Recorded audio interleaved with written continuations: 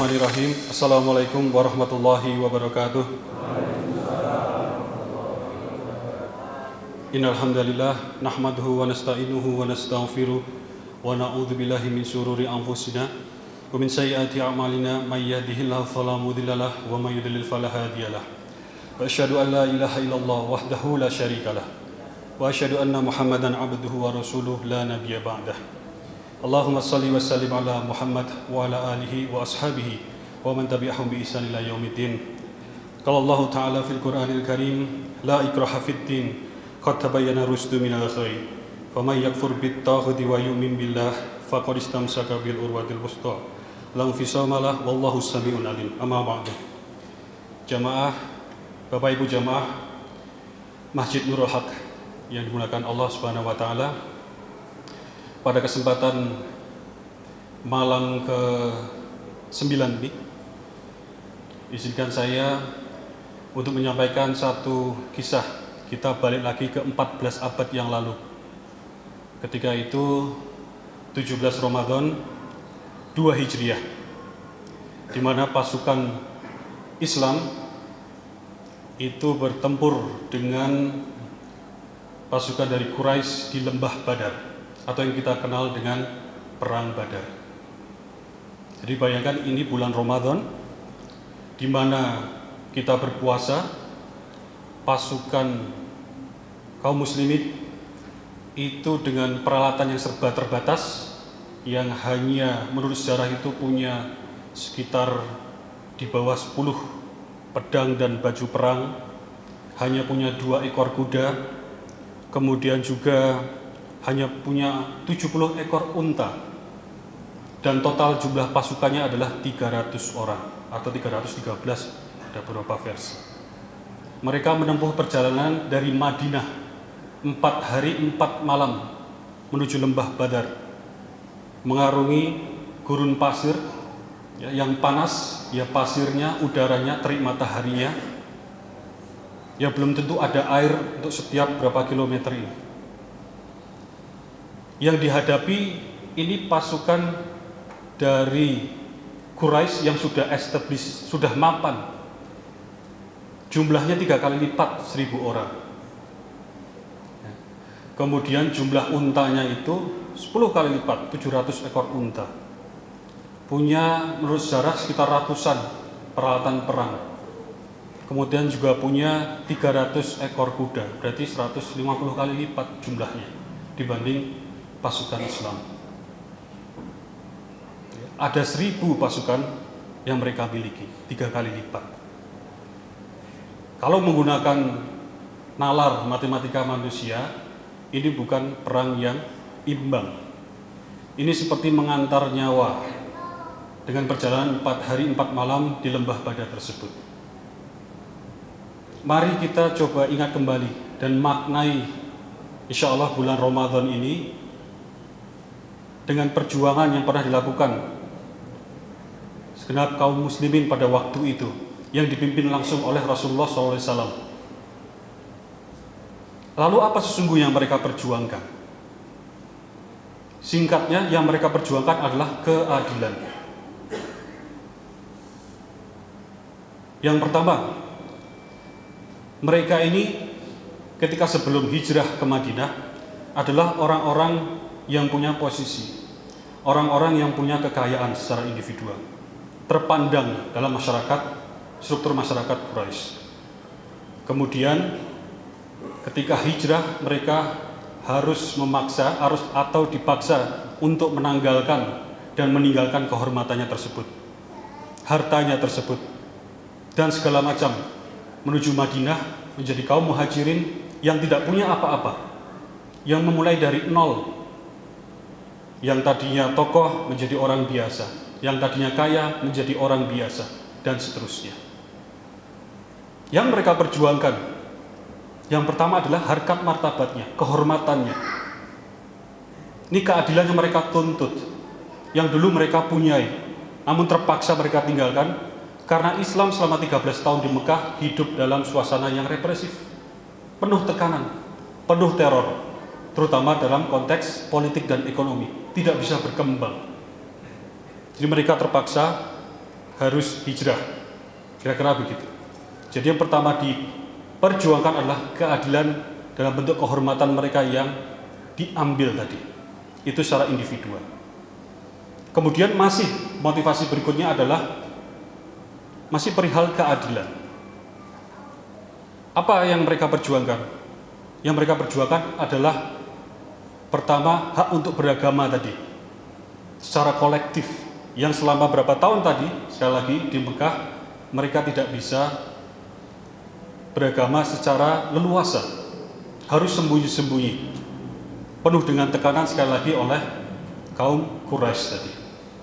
Inilah yang disimpan oleh mereka dan ditunggu pada saatnya kemudian mereka akan menegakkan keadilan, yaitu ketika sudah di Madinah membangun kekuatan Muslim, kemudian kembali ke Mekah untuk salah satunya, kembali ke lembah Badar tadi, ya, salah satunya untuk menegakkan keadilan tadi. Jadi ini adalah identitas umat Islam yang waktu itu diperjuangkan, karena waktu itu masih ya zaman abad ke-7, ya, ini diperjuangkan melalui politik, melalui peperangan. Identitasnya adalah keadilan yang diperjuangkan. Nah, sekarang kita refleksikan dengan kehidupan kita saat ini, para jamaah sekalian, bahwa kita secara fitrah adalah makhluk yang mencintai dan mendambakan keadilan. Maka kita tidak suka, ya, kita sedih atau gusar ketika melihat ada lawannya adalah kezaliman terjadi di sekitar kita. Coba kita refleksikan dan lihat situasi yang kita alami saat ini. Sudah adilkah? Sudah adilkah kita hidup dalam konteks berbangsa dan bernegara saat ini? Bagaimana mengukurnya? Kalau itu kita berbicara keadilan ekonomi, sudah mudahkah kehidupan kita secara ekonomi? Kita bisa menjawab dengan mudah. Bapak Ibu bisa menjawab dengan mudah. Barangkali terutama ibu-ibu bisa menjawab dengan sangat mudah tentang keadilan ekonomi tadi. Apa dalam bahasa sehari-harinya? Harga-harga kebutuhan, sembako dan segala macam, minyak goreng, beras, daging, ini semua perihal keadilan. Dan kita ingat perintah Allah Subhanahu wa taala dalam surat Ibrahim ayat 24. Alam taro kaifa daraballahu mathalan kalimatan thayyibah kasajaratin thayyibah asluha tsabitu wa far'uha fis sama. Tadi kita bacakan di awal Al-Baqarah 256. Itu adalah perihal tauhid kita. Jika kita kemudian mengatakan la ilaha illallah, la, tidak kepada selain Allah, kepada kekuatan selain Allah yang kita jelas tahu tidak ada, kita katakan la kepada tauhid yang wujudnya dalam era modern ini adalah juga kezaliman atau pemerintah yang zalim, ya, maka kita seperti berpegang pada tali yang kuat. Dan la infisal, tidak ada kerapuhan, tidak akan terlepas. Nah, ayat 24 surat Ibrahim ini menjelaskan bahwa tauhid kita tidak berhenti pada dimensi akidah saja. Tadi yang pertama yang kita jelaskan tadi adalah dimensi akidah, la ilaha illallah Muhammadur Rasulullah. Tidak ada Tuhan selain Allah, dan kita tidak takut kepada apapun ya selain Allah. Itu sebuah revolusi ruhaniyah, sebuah pernyataan kemerdekaan tanpa bermaksud menjadi superior. Surat Ibrahim tadi, kembali lagi, ini Allah Subhanahu wa taala memberikan perumpamaan bahwa tauhid kita butuh wujudnya dalam konteks kehidupan sosial. Butuh tindak nyatanya. Tidak hanya dalam perkataan dan hati kita, tapi bentuk amal solehnya apa. Jadi diibaratkan dalam surat Ibrahim 24 tadi, perhatikan bagaimana Allah membuat perumpamaan terhadap kalimat thayyibah. Apa perumpamaannya? Syajaratin thayyibah, pohon yang thayyibah, yang indah. Seperti apa pohonnya itu? Pohon yang punya akar menghujam ke dalam tanah dengan kuat, kemudian punya cabang menjulang ke langit. Di ayat 25 dijelaskan tu'ti ukulaha kulahini bi'izni rabbiha. Pohon tersebut memberikan buah, artinya manfaat sepanjang waktu atas izin Allah. Inilah tauhid kita. Butuh amal soleh, butuh perwujudan, butuh buahnya dari pohon tadi. Dan sebagaimana pohon, ya, dia bertumbuh, ya, tidak stagnan, tidak berhenti di tempat. Ya, ada progresnya, ada perbaikan dari hari ke hari. Nah, sekarang kita berbicara wujudnya. Kita dapat wujudkan tauhid kita tadi, ya, menyambung semangat perjuangan dalam bulan Ramadan sebagaimana yang telah pernah dilakukan oleh Rasulullah SAW 14 abad yang lalu dalam perang Badar. Maka yang pertama kita perhatikan Ali Imran 104, wal takum minkum ummah yad'una ilal khair wa ya'muruna bil ma'ruf wa yanhauna 'anil munkar wa ulaika humul muflihun. Apa di sini perintahnya? Allah meminta kita untuk membuat satu himpunan, untuk berjamaah, untuk merapatkan barisan, untuk bersama-sama. Apa perintahnya? Al-amru bil ma'ruf wa nahyu 'anil munkar. Amar ma'ruf, nahi munkar. Ya, ini kita sering dengar, bahkan kita tumbuh, ya, kita tumbuh besar dengan pelajaran-pelajaran di sekolah ini dengan doktrin ini, amar ma'ruf nahi munkar. Itu relevan untuk kehidupan kita secara individual, relevan untuk kehidupan kita dalam ruang lingkup keluarga, dan juga dalam ruang lingkup bermasyarakat. Amar ma'ruf nahi munkar, kita semua bisa menerjemahkan sendiri-sendiri. Insya Allah tidak sulit. Mengajak kepada kebajikan, semua yang baik, ya, kita tegakkan, dan menghalang-halangi, ya, mencegah dari sesuatu yang buruk. Selanjutnya ada dimensi yang lebih besar lagi, terutama dalam kehidupan berbangsa dan bernegara. Ketika kita tadi berbicara keadilan ekonomi, sudahkah kita adil? Sedangkan kita ini negara yang kaya. Bapak Ibu jemaah sekalian, sadarkah kita betapa kaya negeri kita ini? Ada yang tahu cadangan mineral batu bara kita itu kalau dirupiahkan kira-kira berapa? Ada yang pernah mendengar? 10.000 triliun. 10.000 triliun rupiah cadangan mineral dan batu bara kita itu.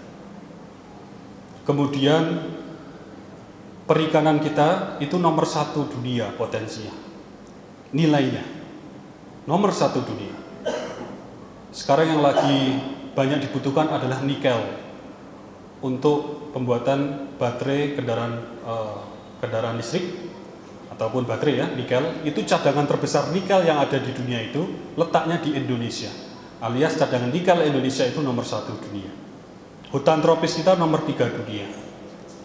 Emas kita nomor 10 dunia, batu bara nomor 3 dunia, ekspornya nomor 1 dunia. Berbagai macam kekayaan melimpah anugerah dari Allah Subhanahu wa taala. Tapi kenyataannya masih ada 26,5 juta penduduk Indonesia yang hidup di bawah garis kemiskinan. Berapa itu garis kemiskinan? 500.000 rupiah. Artinya satu orang di antara 26,5 juta penduduk ini hidup dengan 500.000 rupiah setiap bulan untuk sandang pangan papan. Cukup tidak, Bapak Ibu, adik-adik?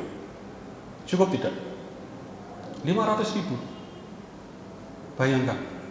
Ini yang tercatat, yang terdata, ya, 26,5 juta penduduk. Dari 126,5 juta penduduk Indonesia yang di atas 15 tahun, artinya secara umur sudah bisa menuntut pendidikan tinggi atau kuliah. Dari 126,5 juta penduduk tersebut, hanya 9,7% yang mengenyam pendidikan tinggi.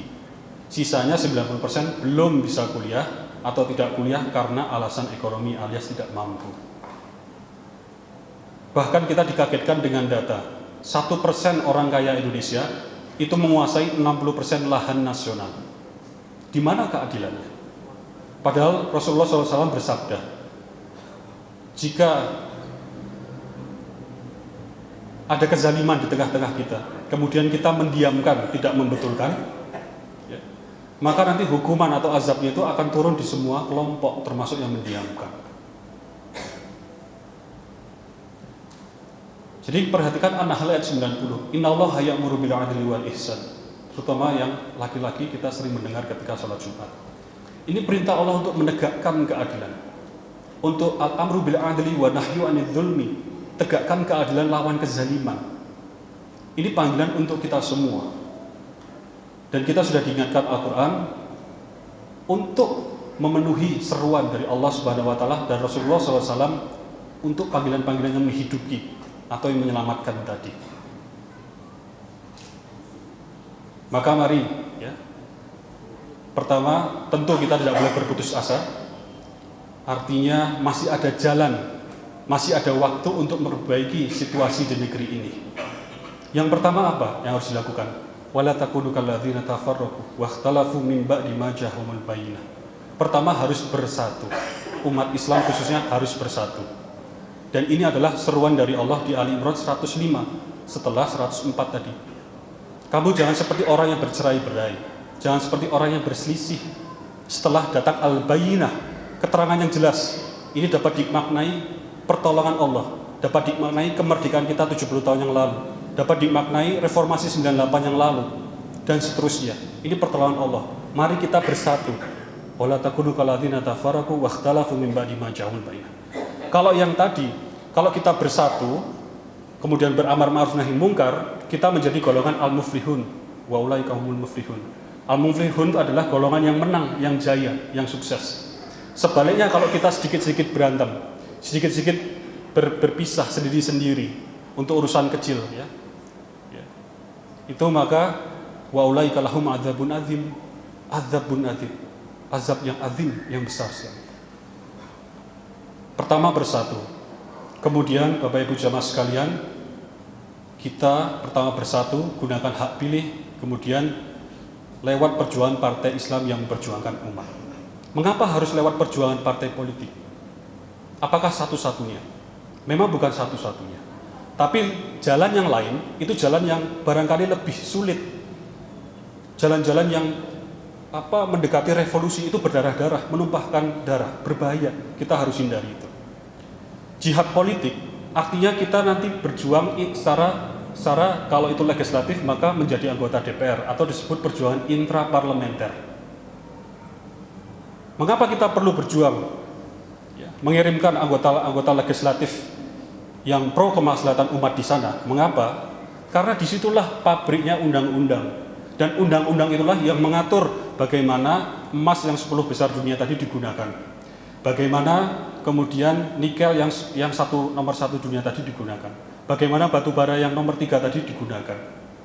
Untuk mengatasi masalah-masalah kemakmuran yang belum merata. Untuk mengatasi masalah Indonesia yang nomor 4 peringkat dunia untuk urusan stunting. Ya. Ataupun peringkat 5 dunia untuk gizi buruk dan seterusnya. Semuanya tadi jika digunakan, ya, dipayungi oleh undang-undang atau peraturan-peraturan, maka bisa kita buat pasal-pasalnya itu bahwa segala macam keuntungan dari kekayaan alam tersebut digunakan untuk sekolah gratis dari pendidikan dasar hingga pendidikan tinggi, bukan mimpi di siang bolong. Untuk naik haji kalau tidak murah bahkan gratis, ya.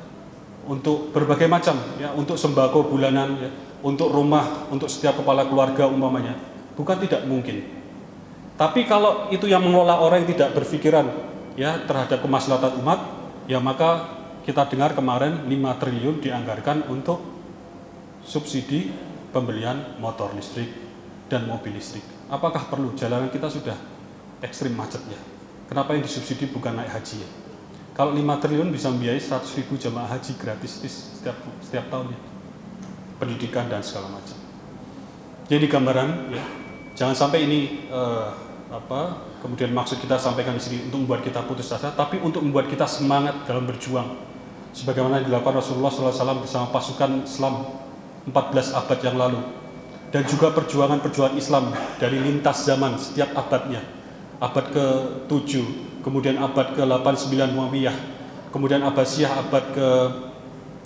sampai ke abad ke-13, ya, kemudian Turki Utsmaniyah sampai ke-19, ya. Semua adalah perjuangan identitas. Identitasnya apa? Menegakkan keadilan dan melawan kezaliman melalui jalur politik, jalur ekonomi, jalur pendidikan, jalur kesehatan dan lain sebagainya. Kiranya demikian yang bisa saya sampaikan. Mohon maaf kalau ada kesalahan. Wa ma taufiqi illa billah alaihi tawakkaltu wa ilaihi unib. Assalamualaikum warahmatullahi wabarakatuh.